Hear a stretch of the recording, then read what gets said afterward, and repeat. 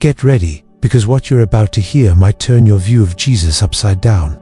You grew up seeing paintings of Jesus, movies, illustrated Bibles, and stained glass windows. That tall, imposing man, serene gaze, perfectly wavy hair, almost radiant, almost supernatural in the Hollywood sense. But what if this Jesus isn't the Jesus the Gospels actually reveal? What if you've spent your life believing in a constructed, cultural, comfortable image, and not in the living, real, historical Christ of flesh and blood, dust on his feet, sweat on his brow, and blood on his skin? C.S. Lewis said something powerful. Christ did not come to make good people into better people. He came to transform rebels into children of God. And that transformation begins when you see who he really is, and not who you idealized. Before we begin, if you love deep and revealing Christian content, click subscribe and leave a like now.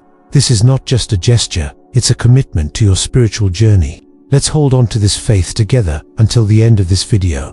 Today, you're going to discover facts about Jesus that you probably never noticed, even if you've read the Gospels dozens of times. Facts that are right there, before your eyes, but that only shine when you look with true attention. Some of these facts will surprise you, some will disconcert you, and others will burn like fire within your spirit. But all of them will bring you closer to Christ in a way you may never have experienced before. Today you will see the Jesus who wept, the Jesus who sweated blood, the Jesus who was so ordinary that Judas needed to kiss him to identify him, the Jesus who ate fish after resurrecting, the Jesus who confronted demons, storms, and human traditions with the same absolute authority, the Jesus who didn't write books but wrote lives, the Jesus who was betrayed, tortured, ridiculed, and yet prayed, "Father, forgive them." C.S. Lewis asked a question that echoes throughout history. Who is Jesus to you? A great moral teacher, a myth, or God himself who became man? Throughout this video, you will see that every detail of his life, from his hidden childhood to his indescribable suffering on the cross, screams the same answer. He is Emmanuel, God with us. And Emmanuel is not an idea. It is not a metaphor. It is not a religious symbol. It is someone who lives, moves, and acts today. The question is, are you ready to see this Jesus? Not the comfortable Jesus, not the decorated Jesus, but the real Jesus. If you are, then take a deep breath, because we are about to enter the life of the man who divided history in half, and who wants to divide yours too, between before and after. Have you ever noticed that, many times, we relate more to the mental image of Jesus than to the real Jesus of the scriptures? Perhaps, just as happens when we think of someone famous, you've formed an idealized portrait, an ethereal man, always radiant, with a distinctive beauty, easily identifiable in a crowd. But what if I told you that the Bible reveals a surprisingly different Christ? C.S. Lewis once said, Christ did not come to make our ideas more secure, but to transform us. And few things need to be transformed more than our vision of who he really is. The truth is that Jesus walked among the people as someone absolutely ordinary. Isaiah 53:2 warns us, he had no beauty or majesty to attract us to him, nothing in his appearance that we should desire him. This is not just a detail. It is a key that opens an entire door of revelation. Because if Jesus had a different, special, outstanding beauty, Judas would not have needed to identify him with a kiss. The soldiers didn't know who he was because he looked as ordinary as any man in Palestine. And this teaches us something that our generation tries to avoid at all costs. God chooses the ordinary to reveal the extraordinary. He doesn't force his visual grandeur. He doesn't seduce through aesthetic impact. He doesn't convince through outward brilliance. He is the God who prefers the disguise of simplicity. And perhaps you'll say, but if Jesus became recognizable, everything would be easier. Yes, it would. But it would also be superficial. C.S. Lewis explains this masterfully when he states, if God imposed himself clearly on us, there would be no room for choice. Freedom demands the possibility of doubting. Jesus came exactly like that, ordinary, discreet, humble, and indistinguishable in the crowd. Because his invitation was never admire me, his invitation was always follow me, and following requires decision, not dazzlement. Christ's discreet appearance also explains why Mary Magdalene initially did not recognize him after the resurrection and thought he was a gardener. The glory of the resurrection did not transform Jesus into a glittering being. He chose to maintain an accessible, recognizable, and relational form. He did not come to shine above us, but to walking beside us. And here's a point that touches the soul. How many times has Jesus been by your side and you didn't recognize him because you expected a different appearance, a different form, a different style? And often he appears in the form we least expect: a simple piece of advice, a closed door, a silence that corrects, a situation that matures us, an ordinary person who touches us deeply. Jesus has always been near, but almost never in the form we imagine. This is an invitation for you to take Jesus out of the golden frame of imagination and allow him to reveal who he really is. A God humble enough to look like one of us, and glorious enough to save us all. If you truly want to know Jesus, you need to understand one essential thing. He did not walk the earth as an abstract idea, nor as a distant figure painted in stained glass. He walked as a man, tired, sweaty, and with dust on his feet, but carrying within himself a glory that no human being could contain. And this is exactly where most people stumble. We learn, from a young age, to imagine Christ with that perfect aura, noble features, penetrating gaze, and majestic posture. But that is not the portrait the Bible paints. That is the portrait that culture, art, and traditions have created over the centuries. Let this sink in deeply. The Son of God made himself ordinary to reveal the extraordinary. C.S. Lewis, a man who dedicated his life to understanding the mystery of Christ, wrote something brilliant. If you want to know the warmth of the sun, don't ask the painting of the sunrise, but go to the real light. And that is what we are doing here, breaking through the paintings and going to the real light.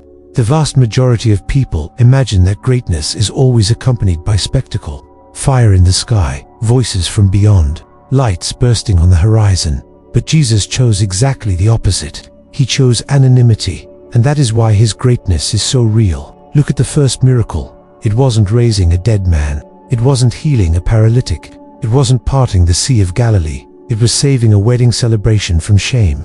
He turned water into wine, not because he needed to prove divinity, but because a family was about to be humiliated in front of the community. He knew the cultural weight of shame, and he chose to act at that exact moment. C.S. Lewis said, "The miracle is not in the spectacle, but in the meaning," and the meaning there was clear. Jesus is not just the God of great moments. He is the God of the small embarrassments you're afraid to tell someone about. If you want to understand the heart of Christ, observe how he moves before the untouchable. A leper kneels before him and says, "If you are willing, you can make me clean." In those days, no one touched a leper. It was forbidden, impure, and repulsive. But Jesus reaches out and touches him before even saying a word. That's the detail that almost no one notices. He touched him before healing him. He could have said, "Be clean," from a distance. He could have healed without any contact. But no, he restored dignity before restoring the skin. That's how he acts with me. That's how he acts with you. C.S. Lewis once reflected, God doesn't care how dirty you are when he approaches. He only cares how much you want to be clean. And that touch of Jesus proclaimed exactly that. One of the most underrated and most impressive facts about Jesus is the time he spent praying. In Luke 6:12, we read, Jesus spent the whole night praying.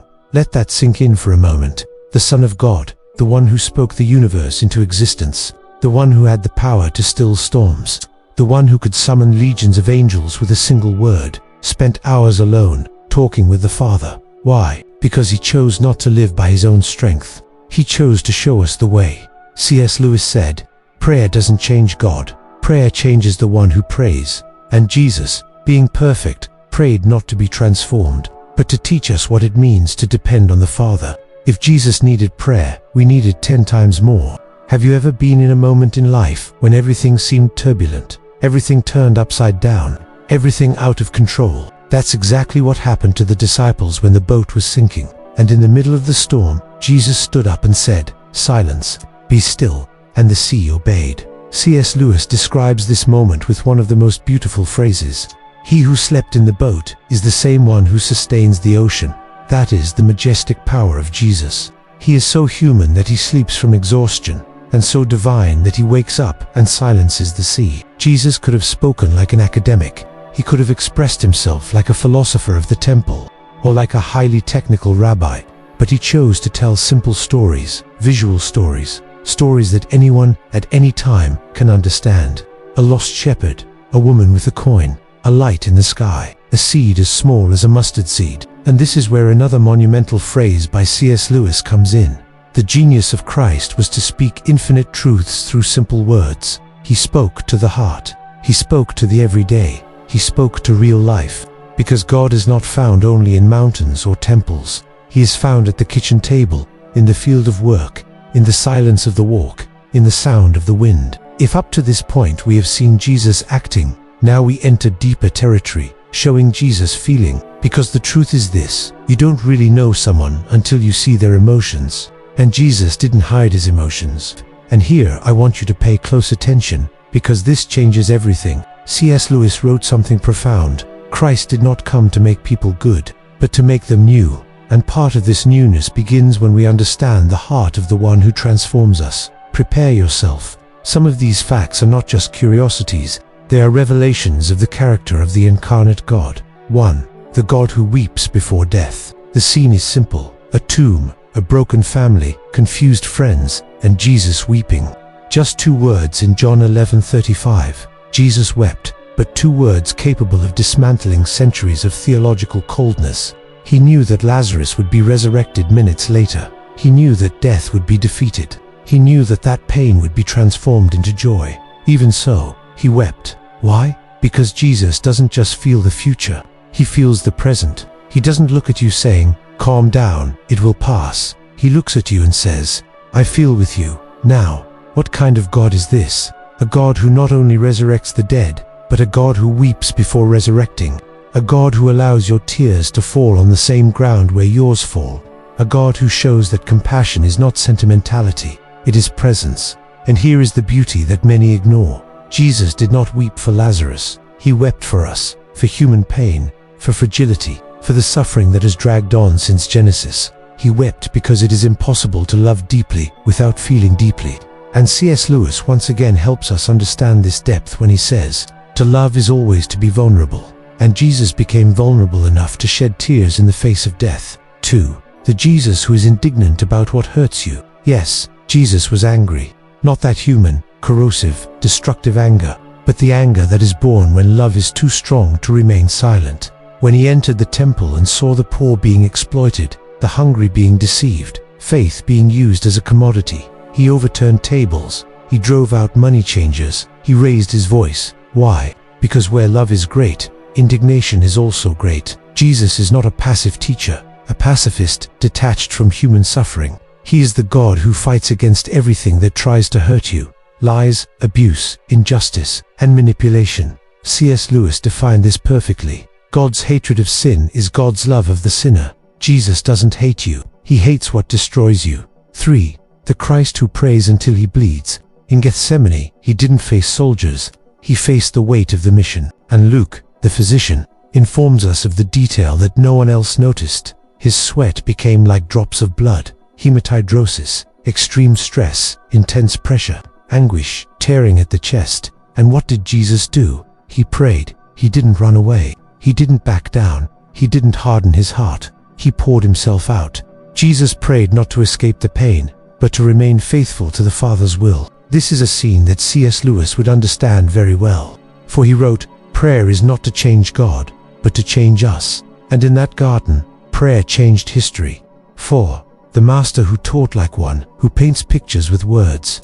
Jesus had access to the greatest intellect in the history of humanity. He could speak like an academic theologian. He could discourse like a Greek philosopher. He could impress with complexity, but he didn't. He spoke of seeds, birds, vines, lamps, fishermen, farmers, and sheep. Why? Because the deepest truth needs to fit in the simplest heart. Jesus' genius is not in complicating, it is in illuminating. C.S. Lewis also understood this. Humility is the joy of realizing that the greatest truths are too simple to be invented. Jesus' words remain alive because he spoke to farmers in Galilee, but also to CEOs in modern skyscrapers, and both understand him. 5. The God who transforms scarcity into abundance. 5 loaves of bread, 2 fish, a hungry crowd. The disciples see lack, Jesus sees possibility. They say, "We don't have enough." Jesus replies, "Bring what you have." And what was little in human hands became abundant in divine hands. There was plenty left over. It overflowed and went beyond. This miracle is not about food, it's about faith. It's about surrender. It's about discovering that scarcity is an illusion when God is present. C.S. Lewis said, "Everything we don't surrender to God ends up dominating us, and everything we surrender to Him multiplies." 6. the Christ who faces the impossible without fear. When Jesus walks on the water, it's not just a spectacle. It's a symbol, an invitation. The disciples see a ghost. They see something impossible. They see danger. Jesus simply says, "Take courage. It is me." What drowns you doesn't drown him. What frightens you bows before him. What paralyzes you, he transforms into a path. And when Peter dares to step on the water, Jesus shows us what happens when faith meets trust. It's not about controlling the sea. It's about keeping your eyes on the Master. So far we have seen not only what Jesus does, but who Jesus is. And the more we know him, the more we understand what C.S. Lewis meant when he wrote, "Christ is so real that, by touching him, we discover that we were the ghosts." Jesus is not a distant figure, a historical teacher, a theological myth. He is the God who cries what you cry, fights for what hurts you, prays for you before praying for himself, teaches to transform, multiplies what you give, walks on the storms that frighten you. This is the Jesus who reveals the very heart of God.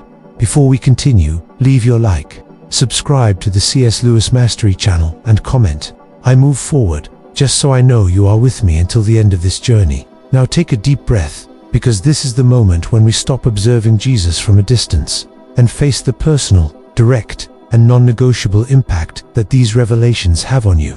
There is something powerful that happens when we gather all these truths: his miracles, his compassion, his righteous anger, his silence, his humanity, and his glory, and place them side by side. They form such a real, vivid, irresistible image that we are no longer facing a historical figure, but a presence that calls us by name.